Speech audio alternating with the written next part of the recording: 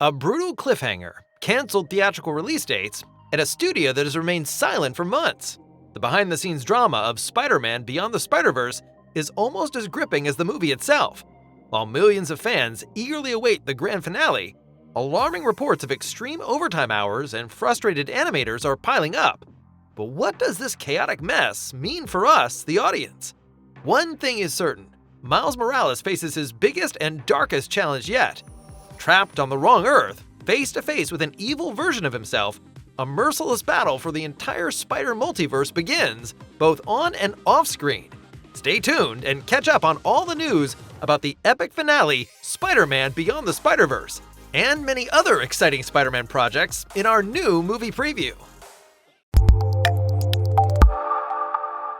The Spider-Verse films have been an adventure from the very beginning. The first movie was a smash hit. No one expected such a tremendous success. The filmmakers brought a completely new and fresh look to the big screen, blending state-of-the-art 3D animation directly with the classic art style of old printed comics. The result looked absolutely fantastic, and thanks to this technique, the film even won the coveted Academy Award for Best Animated Feature. Looks like our dimensions are coming to us. Does look cool though, right? 4 years after this major triumph, the long-awaited sequel was released. This second installment took the visuals to a whole new level. It immediately set a completely new standard for animated movies. Over 1,000 artists and technicians worked for months on the countless details. And the film ends with a huge cliffhanger. This left viewers desperate for more, but luckily the sequel was set to hit theaters just a few months later. Right? Well, not quite. The road to the third film was extremely rocky. The production was not going according to plan at all. Rumors started spreading rapidly, with scandals coming to light. Numerous animators anonymously reported extremely harsh working conditions during the production of the second movie. They described endless shifts, with many working more than 11 hours every single day, 7 days a week. This strain dragged on for more than a year. The main reason for this enormous stress was the constant changes being made to the film. Producers Chris Miller and Phil Lord frequently scrapped fully finished and elaborate scenes, forcing the artists to start all over again. This chaotic way of working led to major problems. Around 100 artists quit the project early out of sheer frustration. I got it handled, buddy! Everything is fine! These negative experiences during the production of Across the Spider-Verse have direct consequences for the sequel. Originally, the filmmakers planned to complete both movies almost simultaneously. However, this soon proved to be completely unrealistic. Work on the third installment was temporarily halted, and the team focused solely on the second movie to at least get that one finished on time. How's your essay? Marinating. This is part of my process. Oh, really? I think your guy got away. Thanks, I'm on it. Yeah, you seem really stressed. I agree. You're stretched too thin. I've been Yeah, telling alright, you. thanks for the tip. On top of these internal problems, external factors also came into play. In 2023, widespread strikes brought all of Hollywood to a standstill. Writers and actors stopped working, and no voice recording sessions took place in the studios during this period. The film's production came to an almost complete halt. It wasn't until December 2023 that the teams were finally able to resume work. Particularly frustrating for fans during this time was Sony Pictures' behavior. The studio in charge simply remained silent on the matter. No one openly stated that the movie had been delayed indefinitely.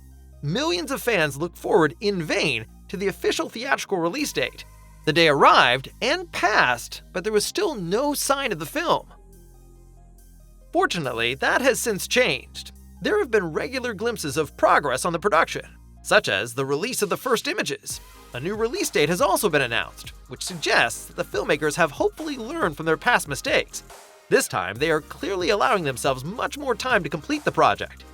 As things stand, Spider-Man Beyond the Spider-Verse is scheduled for release on June 18, 2027. From a technical point of view, the filmmakers are stepping up their game for the grand finale, presenting an even greater variety of animation styles than in the two previous movies. To create this fresh look, the animation team is using tools such as the Unreal Engine and virtual cameras to plan scenes with precision. In addition, the new cinematographer Alice Brooks brings her extensive experience from live-action films to the table, giving the camera work a whole new dynamic. The producers have made it clear that no generative AI is being used to create these worlds. Instead, The focus is on entirely new, handcrafted visual styles that have not been seen in computer-animated films in this form before, including the highly abstract and artistic portal scenes surrounding the powerful villain Spot.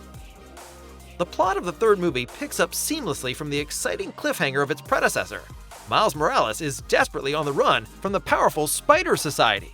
However, during his daring leap through the dimensions, he ends up on the completely wrong Earth. There, he encounters an alternate version of himself. In this reality, this other Miles Morales has become the dangerous villain Prowler. I'm Miles Morales. But you can call me the Prowler. Our protagonist now finds himself in the direct captivity of this antagonist. To make matters worse, Miles' uncle Aaron is still alive in this reality, but he's working alongside the evil Miles. In Beyond the Spider-Verse, Miles comes face to face with this darker version of himself. This internal conflict fits perfectly with the themes of the Spider-Verse films. In a sense, Miles is directly fighting against himself and is forced to confront his greatest fears. If I don't get home, our dad is going to die. You're dead. Beyond Miles' personal struggle, an even greater threat lurks in the background: the villain Spot. The former scientist initially appears in the previous film as a clumsy criminal with strange teleportation spots. However, he gradually mutates into a being of pure dimensional terror, whose powerful portals tear apart the very fabric of reality. Driven by deep resentment, he blames Miles alone for his misery and pursues a cruel plan. I'm gonna take everything from you. Like you took everything from me. He seeks revenge and intends to kill Miles' father. With his ever-growing power, this vendetta not only puts Miles' family in mortal danger, but also threatens to drag the entire multiverse into the abyss. And as if that weren't stressful enough for Miles, there's also the Spider Society. Miguel O'Hara and his followers are firmly convinced that the likely impending death of Miles' father must not be prevented under any circumstances. They view it as an inescapable fate. They are the canon. Chapters that are a part of every Spider story, every time. Some good, some bad. Miguel lost an alternate version of his own family in the past. Back then, he tried to manipulate the course of history, but this led to the complete destruction of that reality. This is the source of his uncompromising stance. He firmly believes that certain events must inevitably occur. These so-called canon events preserve the integrity of the various dimensions. The fierce confrontation with the Spider Society promises to be extremely thrilling. Is their leader Miguel perhaps right after all? Must Miles accept his father's tragic fate with a heavy heart? Clearly, two opposing sides are forming in the multiverse. Miles against the very powerful Spider Society. But fortunately, he is not entirely on his own, as Gwen assembles an extremely strong team. I never found the right band to join. So I started my own. Together, they set out to rescue Miles from his perilous situation. This rescue team includes fan favorites such as the anarchic Spider-Punk and the black and white Spider-Noir. The producers promise that this will be the most emotional chapter of the entire trilogy so far, bringing Miles' major story arc to a grand and satisfying conclusion. We're certainly in for an absolutely packed finale. We can hardly wait to finally see Beyond the Spider-Verse on the big screen after all this chaos. But aside from this gripping story, other Spider-Man projects are also getting people talking. Of course, we're very excited for the fourth film in the Tom Holland series. The first trailer for Brand New Day has already set a major record, over 718 million views in the first 24 hours. For comparison, the previous record holder, Deadpool and Wolverine, had 365 million views. So the hype is sky high. Brand New Day hits theaters on July 31st, 2026. The hell, Frank? You just hit me with a van! Quit your whimpering. Just recently, the Amazon series Spider-Noir starring Nicolas Cage was released and received a lot of positive feedback, so the chances of a second season aren't too bad. I'm starting over. Are you gonna be a dick about it? Yes, actually, a private dick, to be exact. Cage also voices the character in the Spider-Verse movies. Two more characters are also set to receive spin-offs. Spider-Punk and Spider-Gwen will each get their own movies. But don't worry, Work on those will only begin once Beyond the Spider-Verse is completed. And there's more to come! According to Spider-Noir co-showrunner Oren Uziel, they're currently working on further variations of the same idea, taking a familiar genre and elevating it with a spider variant.